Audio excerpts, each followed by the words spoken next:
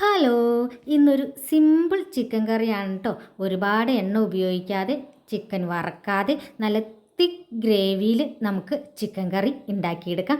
അതിനായിട്ട് ഞാൻ 1 kilo chicken എടുത്തിട്ടുണ്ട്. പിന്നെ 2 സവാള നീളത്തിലരിഞ്ഞത്, ഇഞ്ചി, വെളുത്തുള്ളി, പച്ചമുളക് എന്നിവ ചതച്ചെടുത്തിട്ടുണ്ട്.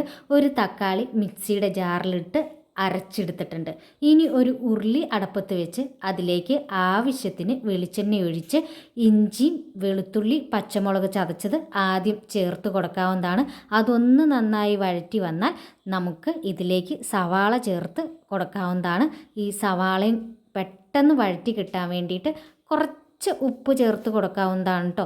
നമ്മൾ ചിക്കനിൽ അല്പം ഉപ്പ് ചേർത്ത് പുരട്ടി വെച്ചത് കൊണ്ട് അതിനനുസരിച്ച് വേണം, നോക്കിയിട്ട് വേണം ഈ സവാളയിൽ ഉപ്പ് ചേർത്ത് കൊടുക്കാൻ.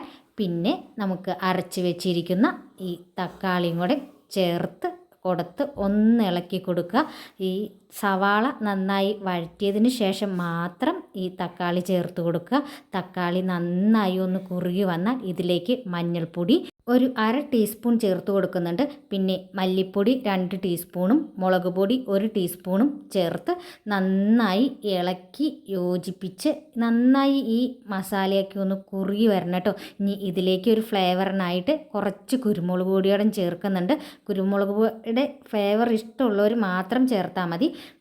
അതൊരു ചേർക്കുമ്പോൾ ഒരു പ്രത്യേക വാസനയാണ് കേട്ടോ. അപ്പോൾ നന്നായി ഈ എണ്ണയൊക്കെ തെളിഞ്ഞു വന്നാൽ നമുക്ക് വൃത്തിയാക്കി വെച്ചിരിക്കുന്ന ചിക്കനോടും ചേർത്ത് ഒന്ന് ഇളക്കി യോജിപ്പിക്കുക.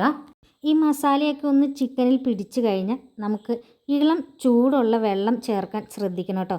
നമുക്ക് എന്തോരം ഗ്രേവി വേണോ അപ്പോൾ ആ ഗ്രേവിക്കനുസരിച്ച് നല്ല ഇളം ചൂടുവെള്ളം ചേർത്ത് കൊടുക്കണം. പച്ചവെള്ളം ഡയറക്റ്റായിട്ട് അങ്ങോട്ട് ഒഴിച്ചു കൊടുത്താൽ ചിക്കൻ ഒരു പച്ചച്ചവ് വരും. നമുക്കൊന്ന് തിളപ്പിച്ച് ഇളം ചൂടുവെള്ളം ചേർത്ത് കൊടുത്താൽ നന്നായിട്ടിത് കുറുകി നല്ല തിക്ക് ഗ്രേവി ആയിട്ട് കിട്ടുന്നതാണ്.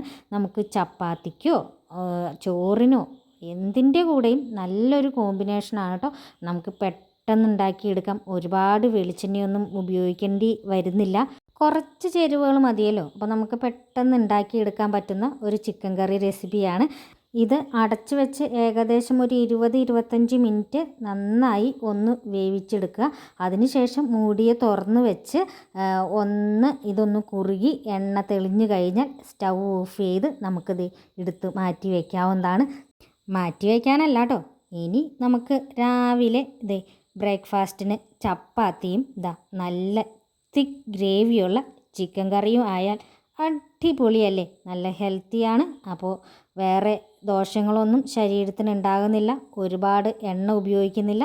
നല്ല സോഫ്റ്റായിട്ട് കിട്ടുന്ന നല്ല ചിക്കൻ കറി റെസിപ്പിയാണ് കേട്ടോ. അപ്പോൾ ഇനി ഇതുപോലെ ഉണ്ടാക്കാത്തവരുണ്ടെങ്കിൽ ഒന്ന് ഉണ്ടാക്കി നോക്കുക. എന്നിട്ട് അഭിപ്രായം പറയണേ. അപ്പോൾ എല്ലാവർക്കും നല്ലൊരു ദിവസം ആശംസിക്കുന്നു. ടാറ്റാ, ബൈ.